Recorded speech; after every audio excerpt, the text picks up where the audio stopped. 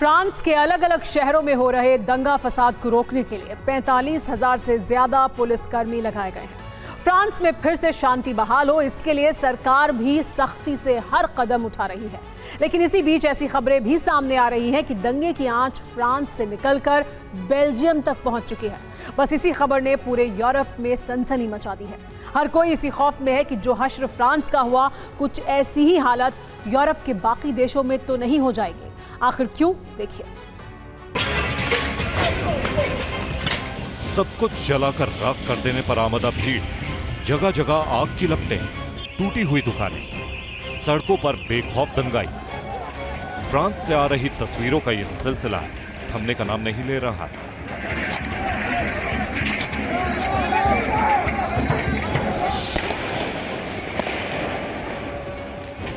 France सरकार की लाचारी और पुलिस की बेबसी को देखकर अब दुनिया के कई देश हैरान हैं।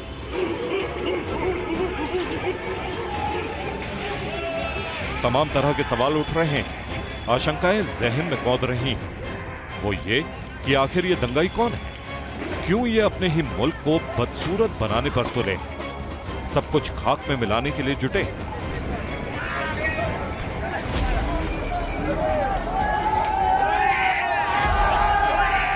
अपनी खूबसूरती के लिए मशहूर पेरिस की इन तस्वीरों को देखकर दुनिया स्तब्ध है। आखिर कब थमेगा ये दंगा? आखिर कब फ्रांस में हिंसा की आग शांत होगी?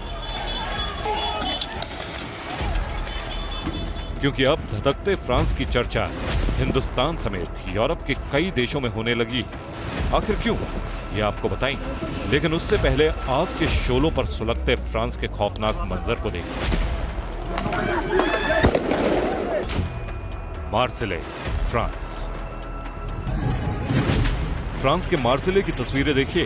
यह शहर पूरी तरह से दंगाइयों के कब्जे में है। दुकानें लूटी गई और फिर आग लगा दी गई। पुलिस का रास्ता रोकने के लिए सड़क के बीच में भी आगजनी की गई। नेंतेरे, फ्रांस। नेंतेरे में भी पुलिस दंगाइयों के आगे बेबस दिखाई दी। जिस इमारत में आग लगी है वो एक बैंक है। बैंक में घुसने के बाद दंगाइयों ने इसे आग के हवाले कर दिया। बैंक में मौजूद कैश भी आग की चपेट में आने से जलकर राख हो गई।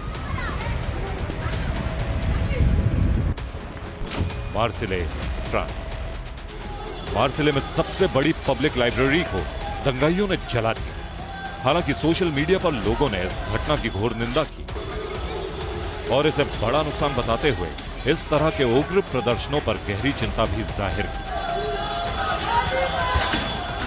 नैंटेस, फ्रांस। फ्रांस का नैंटेस शहर भी दंगाइयों के कब्जे में है। दुकानें लूटी जा रही, सड़कों को बंद कर दिया गया है। दंगाइयों ने जगह जगह आग लगा दी। Paris, France. पेरिस की खूबसूरती तो मानो उजड़ चुकी है। सड़कों के किनारे जली हुई गाड़ियों की लंबी कतार है। पेरिस में दंगाइयों ने कैसा तांडव मचाया है, इसका अंदाजा इन तस्वीरों से हो रहा है।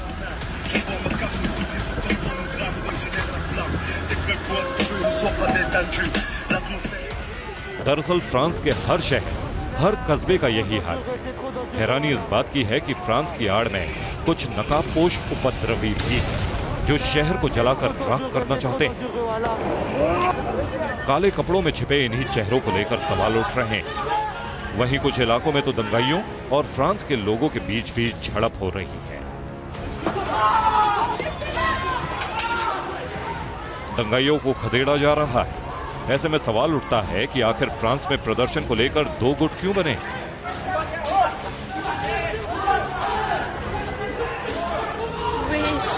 तो आपको बता दें कि फ्रांस में 17 साल के लड़के को गोली मारी गई। लड़के का नाम नाहेल है।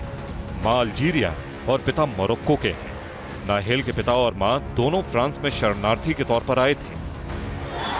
17 साल के अल्जीरियाई मूल के नाहेल को श्रद्धांजलि देने के लिए शरणार्थी जमा हुए। नैंतेरे की इब्न बदस मस्जिद में एक विशेष प्रार्थना सभा का आयोजन किया गया और इसके बाद ही दंगा भड़का। दरअसल फ्रांस में मुस्लिम शरणार्थियों की बड़ी आबादी है। फ्रांस में करीब 10% मुस्लिम आबादी है, जिनमें ज्यादातर अलग अलग देशों से शरणार्थी बनकर आए हैं। अब फ्रांस के लोगों में शरणार्थियों को लेकर गुस्सा है। फ्रांस के लोग अब सरकार पर सवाल उठा रहे हैं कि आखिर फ्रांस में इतने बड़े पैमाने पर शरणार्थियों को क्यों आने दिया गया। फ्रांस में हिंसा के बीच अब यूरोपीय देशों में भी शरणार्थियों को लेकर सवाल उठ रहे हैं। सवाल है कि क्या शरणार्थियों को लाकर बड़ी गलती कर दी गई। पिछले 25 सालों में फ्रांस में मुस्लिमों की संख्या दोगुनी हो गई। अल्जीरिया, मोरक्को, ट्यूनीशिया से बड़ी तादाद में मुस्लिम फ्रांस में आए हैं। फ्रांस में मुस्लिमों की आबादी 60 लाख के करीब हो चुकी है। फ्रांस की मुस्लिम आबादी सालाना 17% की अनुमानित दर से बढ़ रही। फ्रांस में जो भी हो रहा है उसे यूरोपीय देशों के लिए सबक माना जा रहा है। माना जा रहा है कि अब खुली सीमा नीति में भी बदलाव हो सकता है। वहीं दुनिया इस बात से हैरान है कि फ्रांस ने जिन्हें शरण दिया, जिन्हें घर और रोजगार दिया, एक बेहतर जिंदगी दी, आज वही लोग फ्रांस का एहसान चुकाने के बजाय उसे जलाने पर आमदा है।